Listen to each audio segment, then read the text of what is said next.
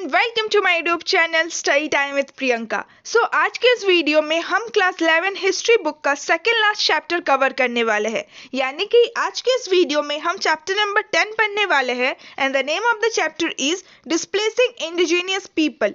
सो सबसे पहले तो हम लोग इंडिजीनियस पीपल का मतलब समझते हैं। इंडिजीनियस पीपल किन लोगों को कहा जाता है? सो इंडिजीनियस पीपल को हिंदी में मूल निवासी कहा जाता है। ये वे लोग होते हैं जो कि एक पर्टिकुलर कंट्री में ओरिजिनली लीव करते हैं, यानी कि वो लोग जो कि एक कंट्री में बहुत सालों से रहते हुए आ रहे हैं, जिनका बर्थ उस पर्टिकुलर कंट्री में हुआ है। और ना सिर्फ वे लोग बल्कि उनके जो एंसेस्टर्स थे, जो उनके पूर्वज थे, वो लोग भी उसी कंट्री में रहते थे। सो उन लोगों को इंडिजिनियस पीपल कहा जाता है ऑफ दैट पर्टिकुलर कंट्री। सो आप लोगों ने नेटिव पीपल के बारे में जरूर सुना होगा। सो इंडिजिनियस पीपल को ही नेटिव पीपल कहा जाता है, यानी कि किसी भी जगह का, किसी भी कंट्री का मूल निवासी। सो इस चैप्टर में हम लोग पढ़ने वाले हैं कि यूरोपियंस ने कैसे अलग अलग देशों के, अलग अलग कंट्रीज के इंडिजिनियस पीपल को, अलग अलग कंट्रीज के मूल निवासियों को कैसे उन्हीं के स्थान से, उन्हीं की कंट्री से डिस्प्लेस कर दिया। यानी कि यूरोपियंस कैसे अलग अलग कंट्रीज के इंडिजिनियस पीपल को उन्हीं की कंट्री से रिमूव कर देते हैं और खुद वहाँ पे सेटल हो जाते हैं, अपना सेटलमेंट को स्टेबलाइज कर देते हैं। सो यही इस चैप्टर का मेन थीम है। हम ऐसे कंट्रीज के बारे में पढ़ने वाले हैं और ऐसे कंट्रीज में रहने वाले इंडिजिनियस पीपल के बारे में पढ़ने वाले हैं जिनको यूरोपियंस ने उन्हीं के जगह से डिस्प्लेस कर दिया। सो इस चैप्टर में मेनली हम अमेरिका एंड ऑस्ट्रेलिया के नेटिव पीपल के हिस्ट्री के बारे में पढ़ने वाले हैं। यानी कि अमेरिका एंड ऑस्ट्रेलिया में रहने वाले जो लोग थे, जो मूल निवासी थे, जो कि ओरिजिनली उस कंट्री में रहते थे, उनके हिस्ट्री को डिस्क्राइब किया गया है इस चैप्टर में। So this chapter is quite similar with the chapter number 8 confrontation of culture. So वो जो चैप्टर था उससे बहुत मिलता जुलता ये चैप्टर नंबर 10 है, डिस्प्लेसिंग इंडिजिनियस पीपल। सो चैप्टर नंबर 8 में हमने देखा था कि स्पेनिश एंड पोर्तुगीज ने कैसे साउथ अमेरिका में अपना कॉलोनी स्टेबलाइज किया था। सो कॉलोनी का मतलब तो आप लोगों को पता ही होगा, इंडिया खुद ब्रिटिशर्स का कॉलोनी रह चुका है। सो कॉलोनी उस कंट्री को कहा जाता है जिस कंट्री को किसी दूसरे पावरफुल कंट्री ने कंट्रोल करके रखा है। जैसे कि इंडिया को ब्रिटिशर्स ने कंट्रोल किया था पॉलिटिकली, इसीलिए इंडिया ब्रिटिशर्स का कॉलोनी था। सो इस चैप्टर में, चैप्टर नंबर 8 में हमने देखा था कि स्पेनिश ने एंड पोर्टुगीज ने कैसे साउथ अमेरिका के लोगों को कैसे अपना कॉलोनी बनाया था। सो जब Portuguese and Spanish south America पहुंचते हैं, देन वहां पे पहुंचकर वो लोग वहां पे जो रहने वाले लोग थे, जो मूल निवासी थे, जो नेटिव पीपल थे, उनसे मिलते हैं। सो अगर आप लोगों ने चैप्टर नंबर 8 पढ़ा होगा देन आपको पता होगा कि साउथ अमेरिका में अलग अलग ट्राइबल पीपल रहते थे, जैसे कि एस्टेक्स, मायास, इनकास, एरावाकियंस। सो ये अलग अलग जो ट्राइब्स थे, जब इनका मुकाबला होता है स्पेनिश एंड पोर्टुगीज लोगों के साथ,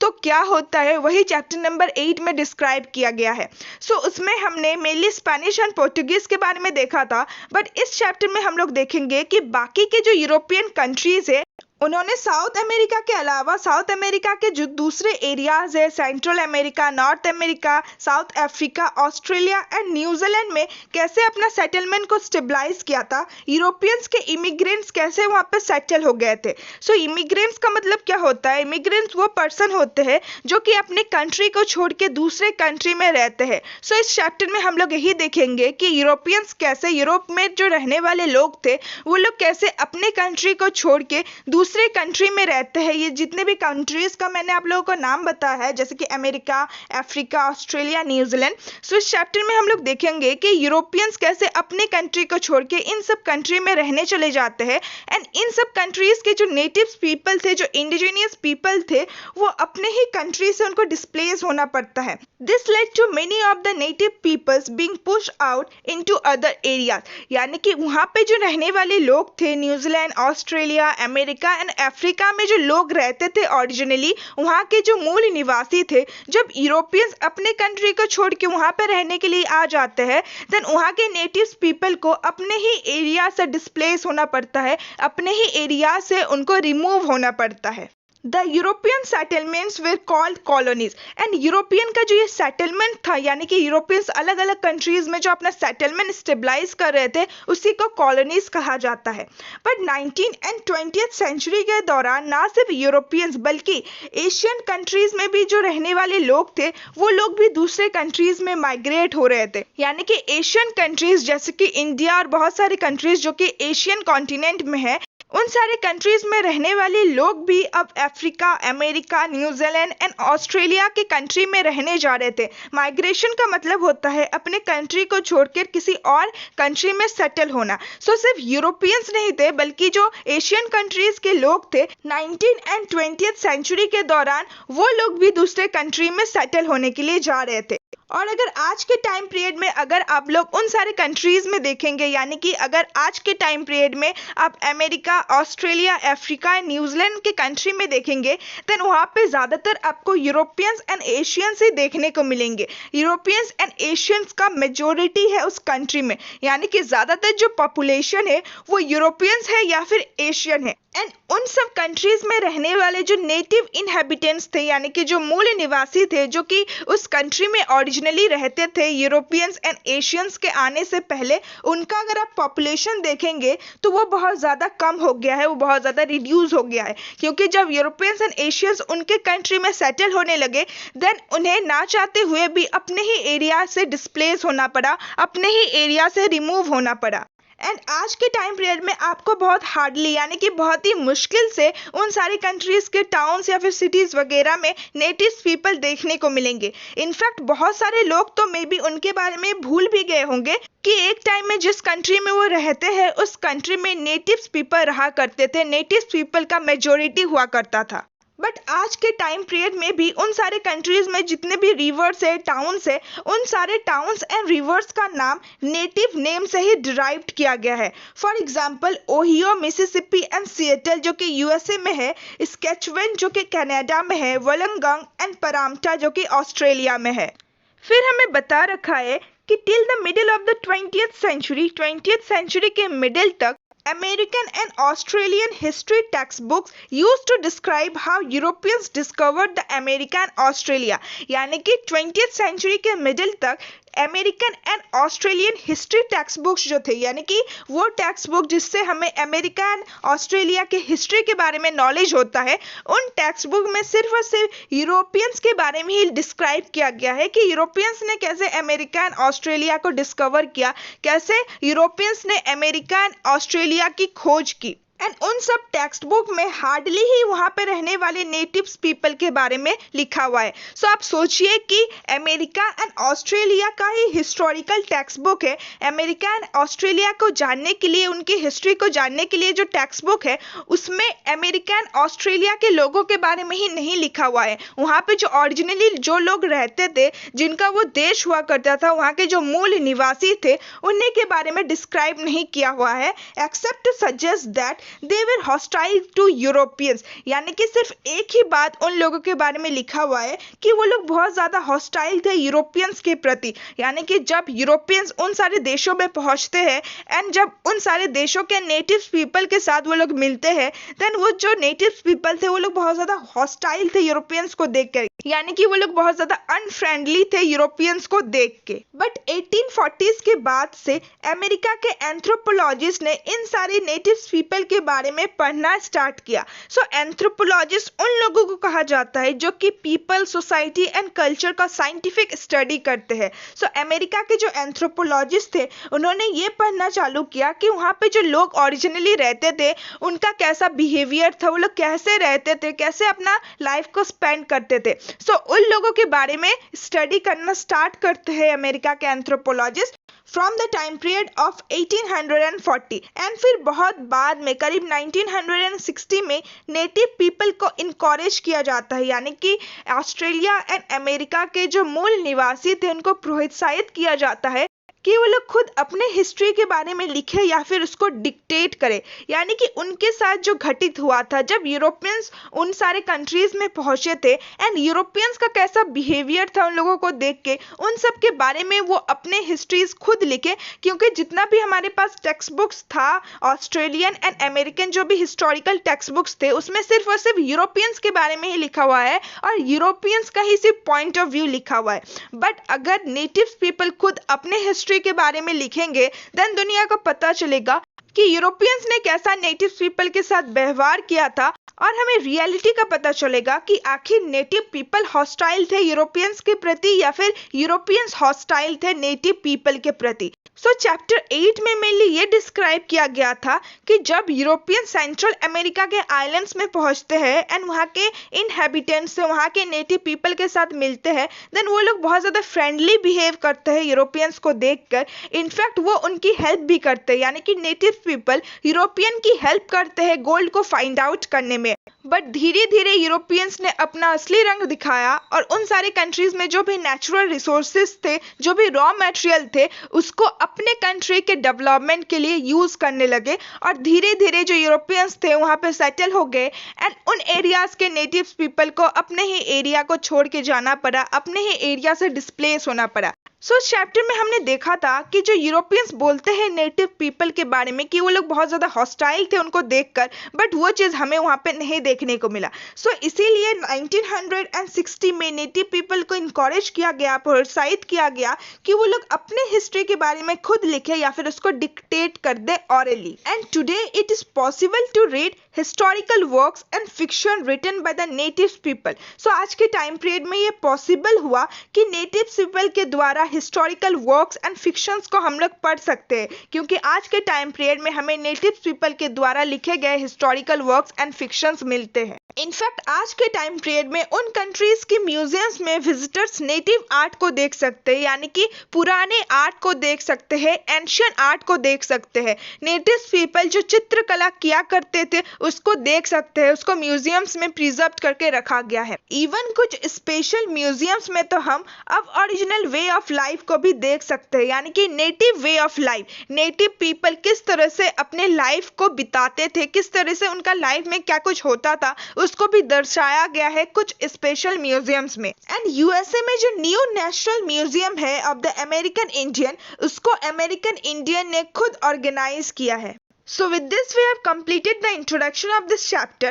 Now let's move to our first topic, and the name of the topic is European imperialism. So let us first understand the meaning of imperialism. Imperialism का मतलब क्या होता है? So imperialism को हिंदी में साम्राज्यवाद कहा जाता है। ये बेसिकली एक सिस्टम होता है जिसमें रिच एंड पावरफुल कंट्री का ये डिज़ायर रहता है कि वो ज़्यादा से ज़्यादा फॉरेन कंट्रीज़ को अपने कंट्रोल में करे। उनका ये डिज़ायर रहता है कि ज़्यादा से ज़्यादा अपने रूल को एक्सटेंड करे ओवर द फॉरेन कंट्रीज। सो पहले टाइम में जैसे राजा महाराजाओं का ये डिज़ायर रहता था, पहले टाइम के एम्पायर का ये डिज़ायर रहता था कि ज़्यादा से ज़्यादा अपने रूल को एक्सटेंड करे, ज़्यादा से ज़्यादा अपने रूल को फैलाए ओवर द न्यू टेरिटरीज, ज़्यादा से ज़्यादा टेरिटरीज को अपने कंट्रोल में करे। सो उसी टाइप से अब जो यूरोपियंस है उनका भी अब ये डिज़ायर था कि ज़्यादा से ज़्यादा फॉरेन कंट्रीज़ को अपने कंट्रोल में कैसे करे, ज़्यादा से ज़्यादा फॉरेन कंट्रीज़ को अपना कॉलोनी कैसे बनाए। सो इसीलिए इस टॉपिक का नाम है यूरोपियन इम्पेरियलिज्म, यानी कि यूरोपियों का साम्राज्यवाद। यूरोपियन कैसे अपने साम्राज्य को फैलाते हैं। सो स्पेन एंड पुर्तगाल का जो एम्पायर था, जो कि उन्होंने अमेरिका में स्टेबलाइज किया था, वो 17th सेंचुरी के बाद और ज़्यादा एक्सपेंड नहीं हुआ। सो चैप्टर नंबर 8 में हमने देखा था कि स्पेन एंड पुर्तगीज ने कैसे अमेरिका में अपना एम्पायर स्टेबलाइज किया था, कैसे अमेरिका के कंट्रीज़ को अपना कॉलोनी बनाया था। सो उनका जो वो रूल था अमेरिका में, वो 17th सेंचुरी के बाद और ज़्यादा नहीं फैला और ज़्यादा एक्सपेंड नहीं हुआ। सो इसकी वजह से यूरोप के दूसरे कंट्रीज़ को मौका मिला, जैसे कि फ्रांस, हॉलैंड एंड इंग्लैंड, इन सारे कंट्रीज़ को मौका मिला कि वो अपने ट्रेडिंग एक्टिविटीज़ को और ज़्यादा एक्सटेंड करे और ज़्यादा फैलाए, और साथ ही America, Africa and Asian continent के कंट्रीज़ को अपना कॉलोनी बनाए, वहाँ पे अपने कॉलोनीज़ को स्टेबलाइज करे। इवन आयरलैंड को भी ये माना जाता है वर्चुअली कि वो इंग्लैंड का ही कॉलोनी था, क्योंकि वहाँ के जो ज़्यादातर लैंड ओनर्स थे वो मोस्टली इंग्लिश सेटलर्स थे। सो 18th सेंचुरी के बाद से ये तो ऑब्वियस हो गया, यानी कि ये तो स्पष्ट हो जाता है कि जो यूरोपियंस थे उनका जो मेन मकसद था वो था प्रॉफिट कमाना। इसीलिए वो दूसरे दूसरे कंट्रीज में, फॉरेन कंट्रीज में अपने कॉलोनीज को स्टेबलाइज कर रहे थे, दूसरे दूसरे कंट्री को अपना कॉलोनी बना रहे थे, ताकि वहाँ के जो रिसोर्सेस है, वहाँ के जो रॉ मटेरियल्स है, उन सारे रिसोर्सेस को, उन सारे रॉ मटेरियल्स को अपने कंट्री में लेके जाए और अपने कंट्री का डेवलपमेंट करे। उनका जो मेन पर्पस था वो था प्रॉफिट कमाना। इसी वजह से वो फॉरेन कंट्रीज को अपना कॉलोनी बना रहे थे। बट फिर भी हमें अलग अलग यूरोपियन कंट्रीज के कंट्रोल में कुछ डिफरेंसेस देखने को मिले, कुछ इंपॉर्टेंट वेरिएशन देखने को मिले।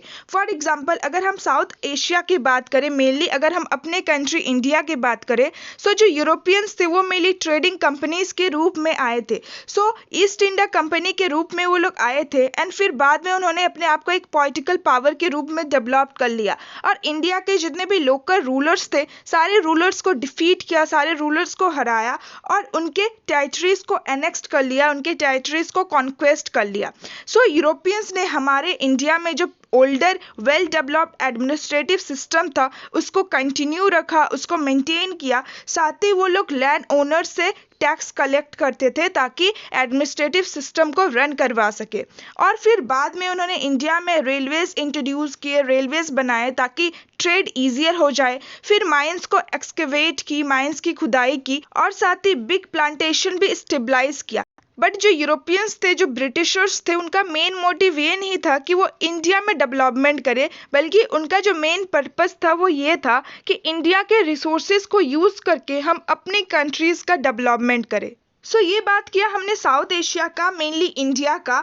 अब अगर हम अफ्रीका में देखें, जो यूरोपियंस थे वो मेनली साउथ अफ्रीका के कोस्ट में ट्रेड करते थे, यानी कि साउथ अफ्रीका का जो किनारा होता था, ओशियन के किनारे किनारे वो लोग ट्रेड करते थे, एक्सेप्ट इन साउथ अफ्रीका। वो साउथ अफ्रीका के इंटीरियर पार्ट्स में, साउथ अफ्रीका के कंट्रीज में ट्रेड नहीं करते थे, बल्कि उनके कोस्टल एरियाज में ट्रेड करते थे। बट लेट 19th सेंचुरी के बाद से यूरोपियंस ने ये जोखिम उठाया, ये साहस किया कि वो साउथ अफ्रीका के इंटीरियर पार्ट में जाएंगे एंड वहाँ पे ट्रेड करेंगे एंड फिर धीरे धीरे साउथ अफ्रीका को भी अपना कॉलोनी बनाएंगे। उसके बाद some of the European countries reached an agreement to divide up Africa as colonies for themself. यानी कि अगर हम यूरोपियन कंट्रीज की बात कर रहे हैं, देन हम किसी भी एक पर्टिकुलर कंट्री की बात नहीं कर रहे हैं, क्योंकि यूरोप में बहुत सारे कंट्रीज है, जैसे कि फ्रांस, हॉलैंड, इंग्लैंड। अब जो इतने सारे कंट्रीज थे, यूरोपियन कंट्रीज थे, सबका ये डिजायर था कि वो अफ्रीका को अपना कॉलोनी बनाए, अफ्रीका में अपना कॉलोनीज स्टेबलाइज करे। इसीलिए बहुत सारे जो यूरोपियन कंट्रीज थे उन्होंने एक एग्रीमेंट साइन किया कि हम अफ्रीका को डिवाइड कर देंगे। 1914 में करीब 90% ऑफ अफ्रीका, 90% अफ्रीका के लैंड को डिवाइड कर दिया जाता है बिटवीन 7 यूरोपियन कंट्रीज एंड बस 2 कंट्री, लिबेरिया एंड इथियोपिया, ये दोनों कंट्री ही बस इंडिपेंडेंट नेशंस के रूप में रहते हैं। इसको और अच्छे से समझने के लिए हम एक बार अफ्रीका के मैप को देखते हैं।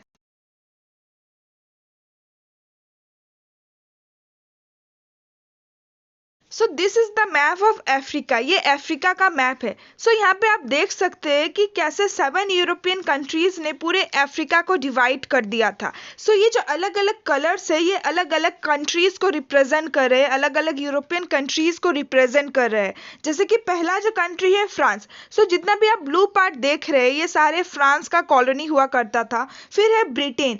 ये जो पिंक पार्ट है साउथ अफ्रीका में, ये सारे ब्रिटेन का कॉलोनी हुआ करता था। फिर है पोर्तुगल जो कि वॉयलेट पार्ट है। फिर है जर्मनी जो कि ग्रीन पार्ट है। बेल्जियम जो कि ब्राउन पार्ट है। स्पेन जो कि ऑरेंज पार्ट है एंड इटाली जो कि डीप ग्रीन पार्ट है। एंड ये 2 कंट्रीज, लिबेरिया एंड इथियोपिया, ये दोनों कंट्रीज ही बस इंडिपेंडेंट नेशंस के रूप में रही। ये जो वर्ड है सेटलर, ये मेनली अलग अलग कंट्रीज में, अलग अलग कॉन्टिनेंट्स में अलग अलग लोगों को रिप्रेजेंट करने के लिए यूज किया जाता है। फॉर एग्जांपल अगर हम साउथ अफ्रीका की बात करें, डच पीपल को रिप्रेजेंट करने के लिए सेटलर टर्म का यूज किया जाता है। बट अगर हम आयरलैंड, न्यूजीलैंड एंड ऑस्ट्रेलिया की बात करें, ब्रिटिश को रिप्रेजेंट करने के लिए सेटलर वर्ड का यूज किया जाता है। एंड अमेरिका में मेनली यूरोपियंस को रिप्रेजेंट करने के लिए सेटलर टर्म का यूज किया जाता है। एंड इन सारे कॉलोनीज में, इन सारे कंट्रीज में ऑफिशियल लैंग्वेज इंग्लिश था, एक्सेप्ट इन कनाडा जहां पे फ्रेंच को ऑफिशियल लैंग्वेज माना जाता था। So with this we have completed our first topic, European imperialism. So इस टॉपिक को एंड करने से पहले हमारे पास एक बॉक्स दिया हुआ है जिसमें कि names given by Europeans to countries of the new world, new world के कंट्रीज को कैसा नाम दिया है यूरोपियंस ने, वो डिस्क्राइब किया गया है। सो न्यू वर्ल्ड किसको कहा गया है? सो न्यू वर्ल्ड मेनली उस वर्ल्ड को कहा गया है जिसमें हर एक लोगों को पता है कि पूरे वर्ल्ड में 7 कॉन्टिनेंट्स होते हैं। सो अब हम देखेंगे कि न्यू वर्ल्ड के कंट्रीज को यूरोपियंस ने कैसे नाम दिया। सो पहला कंट्री है अमेरिका। सो अमेरिका का नाम अमेरिका ही क्यों रखा गया? सो अमेरिका ये जो टर्म है ये फर्स्ट टाइम यूज किया गया था जब द ट्रेवल्स ऑफ अमेरिको वेस्पुची का पब्लिकेशन हुआ था। सो अमेरिको वेस्पुची क्रिस्टोफर कोलंबस की तरह ही एक एक्सप्लोरर थे। सो भले ही क्रिस्टोफर कोलंबस ने अमेरिका का डिस्कवरी किया था, बट जब वो अमेरिका का डिस्कवरी कर रहे थे देन उस टाइम पे उनको नहीं पता था कि मैंने एक दूसरे कॉन्टिनेंट की डिस्कवरी की है। उस टाइम पे उन्हें लगा था कि मैंने इंडिया की डिस्कवरी की है, मैंने ईस्ट एशियन कंट्रीज तक पहुंचने का एक शॉर्ट रास्ता का डिस्कवरी की है। बट वो अमेरिको वेस्पुची थे जिन्होंने दुनिया को बताया कि जिस लैंड को क्रिस्टोफर कोलंबस ने डिस्कवर किया है वो इंडिया नहीं है बल्कि एक न्यू कॉन्टिनेंट है। सो इसीलिए अमेरिको से ही अमेरिका ये जो टर्म है वो डिराइव्ड किया गया है। सो नेक्स्ट है कनाडा। सो कनाडा का नाम मेनली कनाटा जो वर्ड है उससे डिराइव्ड किया गया है। सो कनाटा का मतलब होता है village in the language of Huron-Iroquois as heard by the explorer Jacques Cartier. So Huron-Iroquois language में विलेज को कनाटा कहा जाता था एंड ये एक एक्सप्लोरर ने सुना था जिनका नाम था जैक्स कार्टियर इन 1535 और इसी वर्ड से कनाडा को डिराइव्ड किया गया है। नेक्स्ट है ऑस्ट्रेलिया। सो 16th सेंचुरी में ऑस्ट्रेलिया का नाम रखा गया था for land in the great southern ocean. So Australia जो टर्म है इसका मतलब होता है in Latin south. So Australia south में है, सदर्न ओशियन में है एंड सदर्न ओशियन में एक लैंड है इसीलिए इसका नाम डिराइव्ड किया गया ऑस्ट्रेलिया।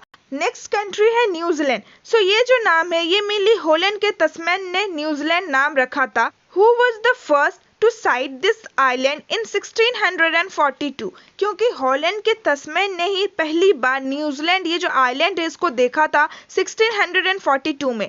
सो जी का मतलब होता है in Dutch language sea. So new मतलब नया, जी मतलब सी एंड लैंड मतलब जमीन। सो सी के ऊपर एक लैंड देखा गया, सो इसीलिए इस कंट्री का नाम हो गया New Zealand. So with this we have finally done with our first topic European imperialism. So I hope कि आपको introduction part and first topic बहुत ही अच्छे से समझ में आ गया होगा। So अगर वीडियो अच्छा लगा then please like my video, share my video with all your friends and don't forget to comment me down आपको ये वीडियो कैसा लगा। So rest of the topic we will discuss in our next video. So till then bye bye and stay tuned with my channel and thanks for watching my video.